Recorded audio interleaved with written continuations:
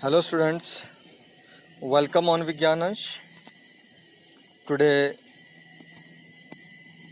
topic is about the heart and it is blood circulatory system present in the human beings. So, with a positive attitude to learn something, let's start about it. As we know that in the path of the blood circulatory system, there are the three components: blood vessels, and the last one is the heart. Heart have four chambers, that is two auricles and two ventricles. It is muscular organ that pump the blood to all parts of body. हम human heart की बात करते हैं तो human heart में दो auricles होते हैं और दो वेंट्रिकल होते हैं, और ये ब्लड को लंग्स को भी पंप करता है और बाकी सारे बॉडी ऑर्गन्स को भी पंप करता है. अभी हम पार्ट ऑफ हार्ट पढ़ने जाएंगे. हार्ट के कौन कौन से हिस्से होते हैं. ह्यूमन हार्ट की बात ही हो रही है, तो जब भी डायग्राम हमने बननी सीखी थी, जब हमने डायग्राम बनानी सीख ली तो अब उसके पार्ट्स भी दिए थे, लेकिन यहाँ अलग से हम उनको स्टडी करेंगे.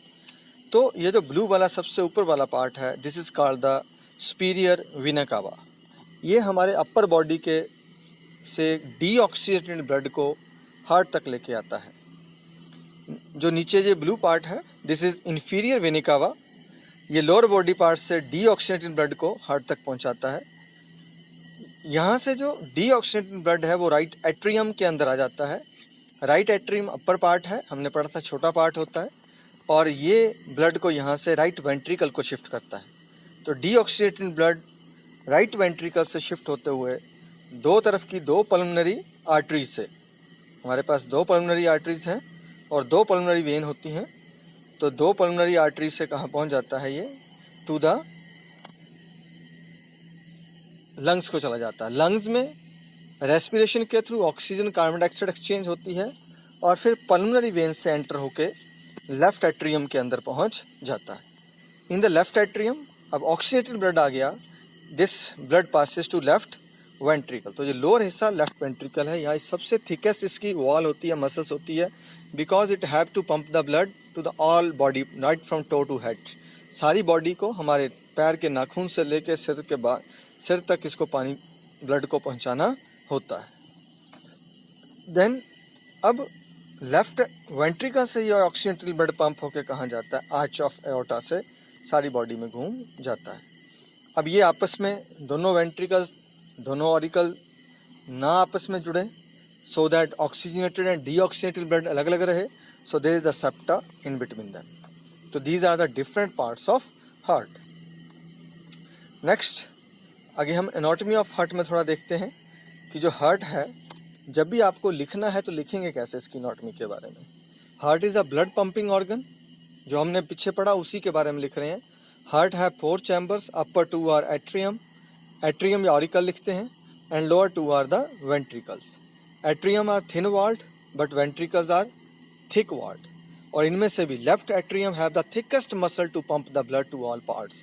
हमने पहले भी पढ़ा है कि जो लेफ्ट वेंट्रिकल होता है उसमें सबसे थिकेस्ट मसल होती हैं. Then there is a tricuspid valve. ये ट्राइकस्पिड वाल्व तीन फ्लैप्स होते हैं. It is present between right atrium and right ventricle.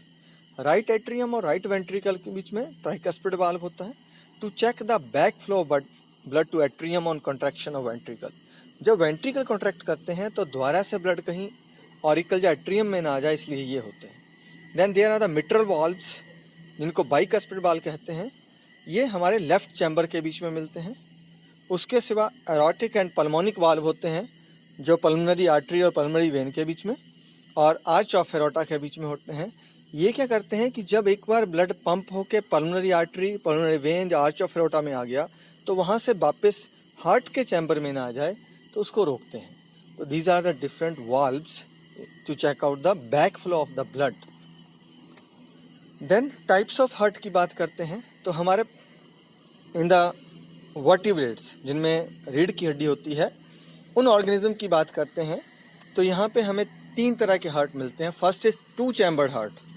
जो टू चैम्बर्ड हार्ट है, इसमें एक ऑरिकल और एक वेंट्रिकल रहता है, या हम बोलेंगे एक एट्रियम और एक वेंट्रिकल होता है. Second is three chambered heart. जो टू चैम्बर्ड हार्ट है, it is in the fishes. जो पैसिस होती हैं उनके अंदर, जो फिशेस होती हैं उनके अंदर क्या मिलता है आपको, 2 चैम्बर्ड हार्ट मिलता है। Then 3 chambered heart is present in the reptiles. Reptiles क्या होते हैं, जो रेंग के चलने वाले कीड़े हैं, या एम्फीबियंस जो पानी में रहते हैं, पानी से बाहर, जैसे मेंढक है, frog, toad, lizard, all have the 3 chambered heart except crocodile. Crocodile is a reptile but have 4 chambered heart. और उसके बाद जो एब्स हैं या ह्यूमन बीइंग है, इनमें क्या रहता है, 4 चैम्बर्ड हार्ट रहता है। यहाँ 2 ऑरिकल्स एंड 2 वेंट्रिकल्स। तो हम कैसे लिखते हैं, अगर 2 चैम्बर्ड हार्ट की बात करें, 2 chambered heart, it is present in fishes. It have 1 atrium and 1 ventricle only. The oxygenated and deoxygenated blood get mixed in, so fishes are pocuthermic. क्या होते हैं एक्चुअली, इनकी बॉडी, ये कोल्ड ब्लडेड एनिमल्स होते हैं, क्योंकि यहाँ ऑक्सीजन और डीऑक्सीजनेटेड ब्लड आपस में मिक्स हो जाता है, इससे एफिशिएंसी कम हो जाती है। तो ठंड में इनको छुपना पड़ता है, अधिक गर्मी हो तब भी छुपना पड़ता है, जिसको हम हाइबरनेशन या एस्टिवेशन कहते हैं। तो दोनों में जाना पड़ता है।